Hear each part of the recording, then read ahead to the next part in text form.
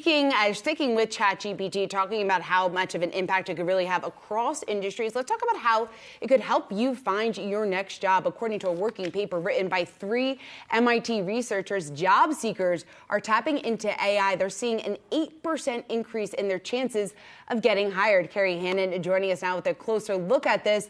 And Kerry, the big question, how exactly is AI increasing those chances of getting hired? Yeah, I absolutely love this study. I mean, this is one of those, I think, a really happy story about AI helping job seekers, right? So what it can do is, because writing skills are really super key in what employers are looking for, because it shows that, you have an attention to detail, you're a good communicator, and often simply allows them to understand what your skills are. It's how you present yourself, right? And we all have asked our partners or our buddies or whoever to proofread our resumes. And trust me, there are always mistakes. There are misspellings, there's typos, there's all kinds of things. What this AI does is it lets people do their resume, do a check through this, and they'll pull out things like, phrases that you use, or correcting your spelling or your grammar. And it just sort of levels the playing field. And so the researchers found that, in fact, these people the resumes, they did 500,000 job seeker resumes they looked at, and did two control groups on this. And they found that it ticked up the number of people who are hired, who went through this system, and better yet, they got better pay. So, I mean, this is one time that I think it can be super useful and fast to help you kind of smooth out your resume and put the best polish on it.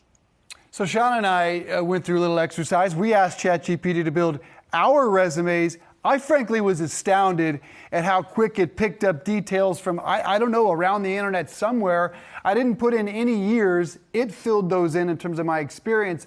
Although some weak sides, it added John Doe next to my name. It had John Doe's email address too, for those of you that want to email John Doe. And XYZ University, I actually went to Colorado, not XYZ. Where are the real shortcomings so far? Oh man, I just love that, Dave. Thanks for doing that. I'm using it. I'm not looking for a job, but I mean, really I'm sending a message here with this segment. Everyone ought to freshen up their resume. I'm just saying. Anyway, I think it just is promising that it can really, if this can help people, correct mistakes, those spelling mistakes that reject you quickly. Yeah, this is great. Now, we all know the downside to AI that's been going on for a while now. 90% of employers use the applicant tracking systems, which are like a huge black hole when you send your resume electronically. And most people have no idea why they've been ghosted. And it might be because they didn't have the exact word on the resume that matched the word in the job posting, or, they had a gap in their resume. So it's really been problematic for workers who really are, we call them the hidden workers. A Harvard study looked into this, and it's pretty extensive, and it's problematic. But that's something that's the sort of the dark side of the AI in the job hunt in the resume area. But I'm liking this stuff about fixing spellings, because I've been guilty of finding these on my own, even when I read them out loud. It does certainly help. And Dave, I was going to say, you're lucky that you actually had John Doe. My